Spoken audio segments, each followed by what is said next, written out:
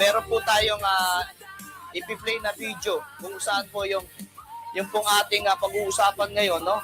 Kaugnay po ito sa isang 13 years old na batang babae, mga kababayan, na biktima po ng rape.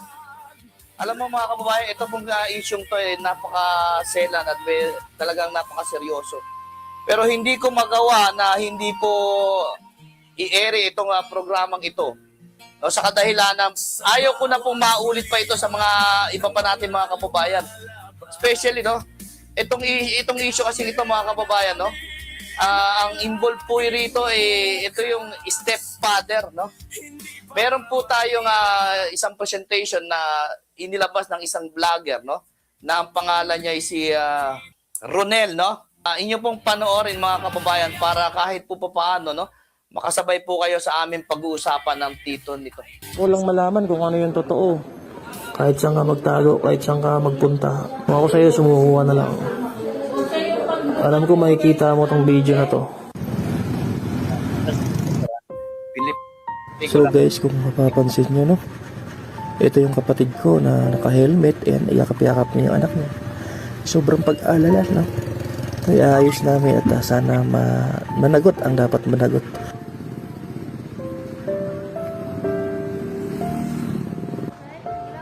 So yun guys, nandito na kami sa barangay hall ng Santolan, Pasig. Ayun, kakausapin ko yung pamangkin ko kung totoo ba talaga.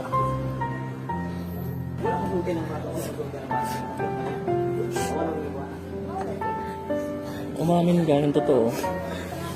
Umamin ka.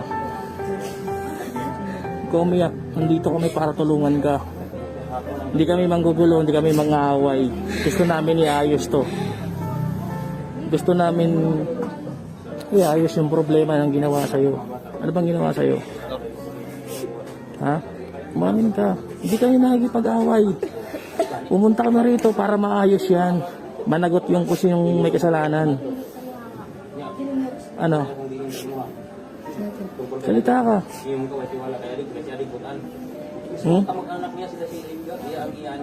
May nangyari ba sa inyo? Oo, hindi lang sagot mo. Meron? Kailan pa yan? Ha? Kagabi lang? Kagabi lang? Wala pang ano? Isang linggo, wala pa? Kagabi lang? Saan ba si mama mo? Sa trabaho. Di ba nandun ka na kay papa mo? Ba't kasi doon ka pa tumira sa mama mo? Eh alam mo naman yung asawa ni mama mo, stepfather mo lang yan. O paano ngayon? Wala na kami magagawa kasi nangyari na eh. Ang gusto lang namin mangyari ngayon, managot yung gumawa sa'yo. Ba't di nyo kasama? O, di ba lumayas? Si mama saglit, tapos bigyan ng malas dito. Ano? Nag-CR na si mama saglit kasi masakit daw siya niya. Tapos ano niya, pagkalat. Pagkatapos niya mag-CR, lumara daw si tito. Lumayas na. Mula na una, hindi ako umuwi ng bahay. Umuwi ako ng bahay kanina, alas 8 na ng gabi.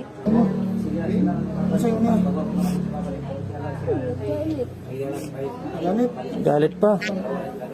Kapal na mukha ano, no? Ako, kanina lang ako nakabalita sa nangyari sa'yo. Nanginginig ako, pero kinakalma ko lang yung sarili ko eh. So yun guys, positive nga. Pamangkin ko ngayon. Wala kaming magawa rito eh, kundi managot lang talaga. Kaso wala, hindi nila kasama. Sino bang sasama na may kasalanan? O tingnan mo yung ginawa mo sa pamangkin ko. Oh.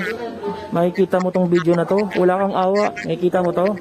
Ayun na, umamin na sa amin. Oh. Alam ko mapapansin mo yung video na to. Wala kang awa. Grabe ka. Tinuring mong anak, ganyan ginawa mo.